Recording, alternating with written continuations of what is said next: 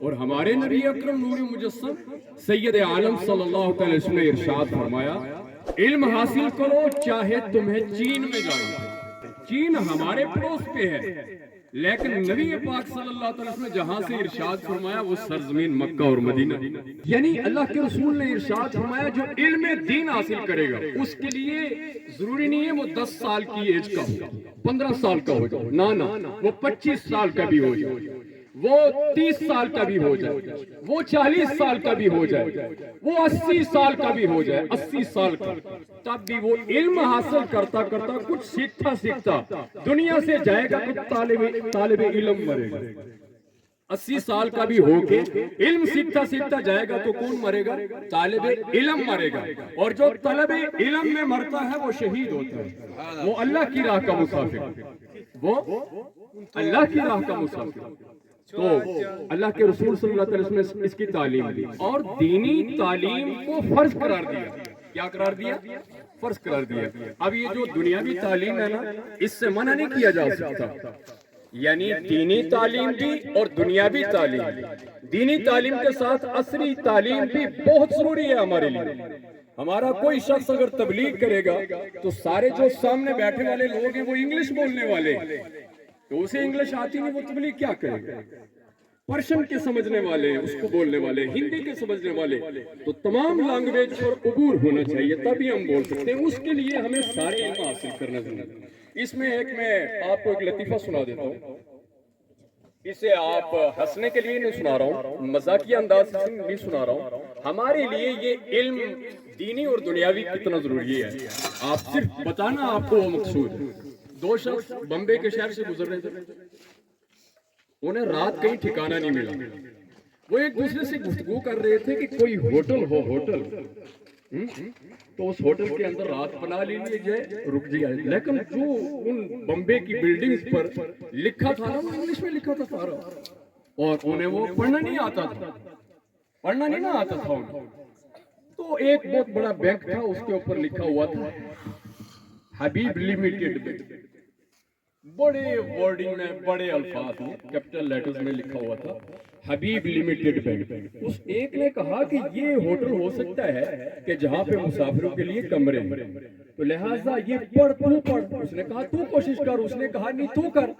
تو ایک ان میں سے جوڑ کرنے لگا، سپیلنگ کا جوڑ کرنے لگا، اس نے بڑی مشکل سے جوڑ کیا اور اس نے کہا میں نے پڑھ لیا ہے۔ اس نے کہا بتا، اوپر دیکھ کے کہہ رہا ہے حب یب لم یٹڈ بینک، اس نے اس کا سپیلنگ کیا حب یب لم یٹڈ بینک۔ اس نے کہا یار اس کی کچھ سمجھ نہیں آتی ہے، یہ حب یب لم یٹڈ بینک ہے، کہا سمجھ مجھے بھی نہیں آتی ہے، تھوڑا آگے چل کہیں اور دیکھتے ہیں۔ جب تک ہمارے پاس علم نہیں ہوگا ہم کہیں نہیں نکل سکتے، ہم کچھ نہیں کر سکتے، اور اس کے لیے میں کوشاں رہتا ہے کہ ہمیں بتایا جائے۔ اللہ کے پیارے رسول صلی اللہ علیہ وسلم ارشاد فرماتے ہیں میزان عمل پر باروز محشر قیامت کے دن سب سے وزنی اور سب سے بھاری عمل جو ہوگا، سب سے بڑھ سب سے بھاری عمل وہ ہے اچھے اخلاق، اچھے اخلاق، میٹھی زبان، نرم طبیعت، نرم لہجہ، یہ ساری چیزیں پڑوس کے تعلق سے۔ یہ جو آپ بتا رہے ہیں نا شراب کی، ڈرگز کی، جب بھی ذکر کیا کریں آمینہ کے لال کا ذکر کیا کریں۔ انہوں نے کیا فرمایا اس ڈرگز کے بارے میں، شراب کے بارے میں؟ حرام قرار دیا اسے۔ اور سنیے انہیں ایک میں واقعہ سنا دیتا ہوں آپ کی اگر سب کی اجازت ہو۔ گلی سے جا رہے تھے، جناب امیر المؤمنین عمر فاروق اعظم نے اتنی سختی کی ڈرگز کے خلاف، نشہ آور چیزوں کے خلاف، شراب نوشی کے خلاف اتنی سختی کی کہ جو شراب پیتا نظر آئے گا اسے الٹا لٹکا کے اتنے کوڑے مارے جائیں گے کہ اس کے جسم کی چمڑے کو اتار دیا جائے گا۔ اور جب آپ نے ایسا کیا بھی نا تو ہوا کیا، ایک ایسا نشہ کرنے والا، نشے کی جسے لت پڑ گئی تھی نا، ایسا اس لعنت میں پڑا کہ اتنا کچھ ہوتے ہوئے بھی وہ نہیں چھوڑ پایا نشہ۔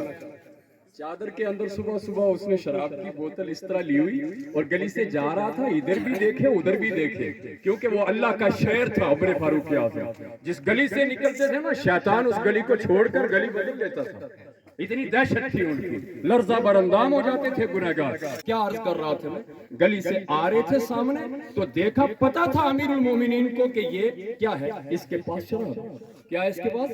شراب ہے. جانتے تھے. کہا کیا ہے؟ نکال. اس نے کہا نہیں کچھ نہیں ہے، دودھ. پھر کہا نکال کیا ہے؟ اس نے کہا دودھ. اسے پتا تھا میری زندگی ختم، میری زندگی ختم ہے، اب مجھے عمر سے کوئی نہیں بچا سکتا. اس نے دلی میں کہا اے ساری کائنات کے مالک، اے خالق ارض و سما، اگر آج تو عمر سے مجھے بچا لے تو میں تیری ذات سے پکا وعدہ کرتا ہوں آج کے بعد شراب کی پینا تو کیا چھوڑوں کبھی، لیکن اگر مجھے آج تو عمر سے بچا لے.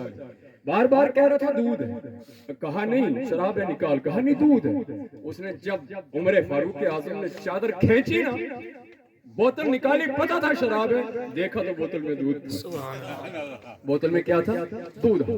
اس کے بعد میں آپ کو آخری جناب علی المرتضیٰ ارشاد فرماتے ہیں، جناب علی المرتضیٰ حیدر کرار سبحان اللہ ارشاد فرماتے ہیں، اس رب کعبہ کی عزت کی قسم جس کے قبضہ قدرت میں مجھ علی کی جان ہے کہ جس سمندر کے اندر شراب کا ایک قطرہ پڑے پھر وہ سمندر خشک ہو جائے. جی وہ سمندر چلتے چلتے پھر خشک ہو جائے، اور پھر خشک ہونے کے بعد اس ریگستان میں ایک جھاڑی پیدا ہو. خدا کی عزت کی قسم اس جھاڑی کا پتا میں اپنی بکری کو نہیں کھلاؤں گا، اس جھاڑی کا پتا میں اپنی بکری کو نہیں کھلاؤں گا، کیونکہ میں جانتا ہوں کہ یہاں سمندر چلتا تھا، اس میں حرام شراب کا ایک قطرہ پڑا. نوجوانوں اٹھاؤ نبی پاک صلی اللہ علیہ وسلم کے فرمان، ان کے صحابہ کے فرمان، علی المرتضیٰ کے فرمان، سرکار غوث پاک نے جو تعلیم دی ہے، اولیاء اللہ نے جو تعلیم دی ہے، اٹھاؤ. اور پھر اس چیزوں سے اللہ کے پیارے رسول صلی اللہ علیہ وسلم ارشاد فرماتے ہیں باروز محشر سارے لوگ میاں اللہ کے رسول کی زیارت کریں گے. سبحان اللہ. خالی شراب کو تو چھوڑو، بھنگ کو تو چھوڑو، چرس کو تو چھوڑو، جو سگریٹ کا عادی ہے نا، سگریٹ کا عادی، یہاں بھی بہت سارے لوگ پینے والے ہوں گے، اگر میری بات مانیں گے تو چھوڑ دیں گے. فرمایا کہ نبی پاک کی زیارت کرے گی امت اور سارے آپ کے غلام، مگر جو بیڑی پینے والا ہے نا، اس کے اور روح مصطفیٰ کے درمیان دعا ہی دعا ہے، دعا ہی دعا. اس سے ہم اللہ کا نام لیتے ہیں نا، منہ سے بدبو آتی ہے، یہ نسوار، یہ کھیانی، یہ چٹکی، یہ عاشقی ہے نا.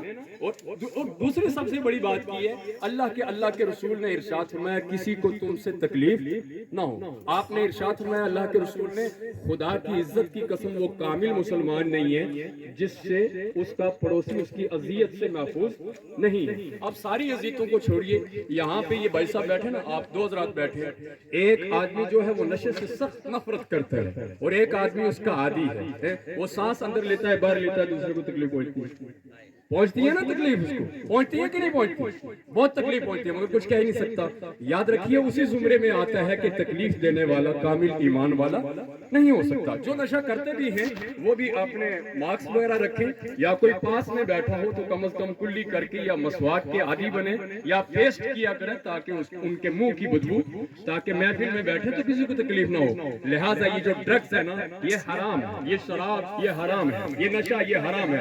اللہ کے رسول ارشاد فرماتے ہیں ایسا نشہ جس میں بیوی کی پہچان نہ ہو، ماں کی پہچان نہ ہو، بیٹی کی پہچان نہ ہو، انسان کا ہوش اڑ جائے اور اسے خیال نہ رہے کہ کس کا کیا مقام ہے، میرے سامنے ماں بیٹھی ہے، تو فرمایا ایسے نشے کو حرام قرار دیا گیا. جن حضرات نے ہمیں یہ موقع دیا کہ ہم نے یہ چند باتیں کی ہیں، اللہ رب العزت سبھی احباب کو اجر عظیم عطا فرمائے.